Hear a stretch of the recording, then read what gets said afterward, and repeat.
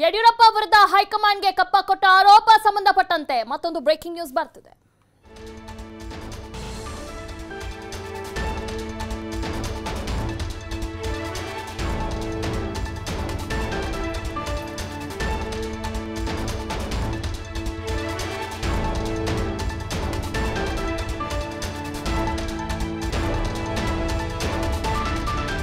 ಯಡಿಯೂರಪ್ಪ ವಿರುದ್ಧ ಹೈಕಮಾಂಡ್ಗೆ ಕಪ್ಪ ಕೊಟ್ಟ ಆರೋಪ ಸಂಬಂಧಪಟ್ಟಂತೆ ನನ್ನ ಮೇಲಿನ ಆರೋಪ ಸಾಬೀತುಪಡಿಸಿದ್ರೆ ರಾಜಕೀಯದಿಂದ ನಿವೃತ್ತಿ ಪಡೆಯುತ್ತೇನೆ, ರಾಜಕೀಯ ನಿವೃತ್ತಿ ಪಡೆಯೋದಾಗಿ ಯಡಿಯೂರಪ್ಪ ಸವಾಲ್ ಹಾಕಿದ್ದಾರೆ.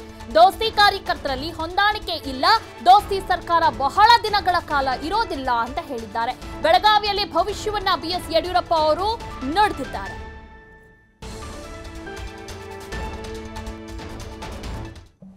ರಾಹುಲ್ ಗಾಂಧಿ ಸ್ವಲ್ಪ ಮೆಚ್ಯೂರಿಟಿ ಇದೆ, ಜವಾಬ್ದಾರಿಯಿಂದ ಮಾತನಾಡ್ತಾರೆ ಅಂತ ನಾನು ತಿಳ್ಕೊಂಡಿದ್ದೆ. ಆದರೆ ಆ ಮನುಷ್ಯ ತಾನು ಕಾಂಗ್ರೆಸ್ ಪಕ್ಷದ ರಾಷ್ಟ್ರೀಯ ಅಧ್ಯಕ್ಷ ಅನ್ನೋದನ್ನು ಮರೆತು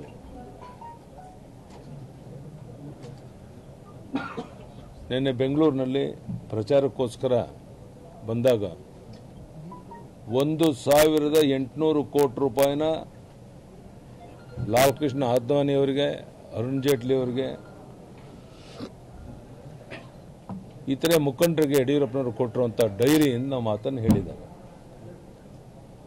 ನಾನು ರಾಹುಲ್ ಗಾಂಧಿಗೆ ಸವಾಲ್ ಆಗ್ತೇನೆ, ನಿಮ್ಗೇನಾದರೂ ಜವಾಬ್ದಾರಿ ಇದ್ದರೆ, ಈಗಾಗಲೇ IT ಅಧಿಕಾರಿಗಳು ಅದೆಲ್ಲ ಸುಳ್ಳು ಅಂತ ಹೇಳಿದ ಮೇಲೂ ಸಹ ನೀನು ಆ ಮಾತನ್ನು ಹೇಳಿರ್ಬೇಕಾದ್ರೆ ನೀವೇನಾದರೂ ಅದರ ಸಣ್ಣ ಪ್ರಮಾಣದಲ್ಲಿ ಯಾವ್ದಾದ್ರು ಪ್ರೂವ್ ಮಾಡಿದ್ರೆ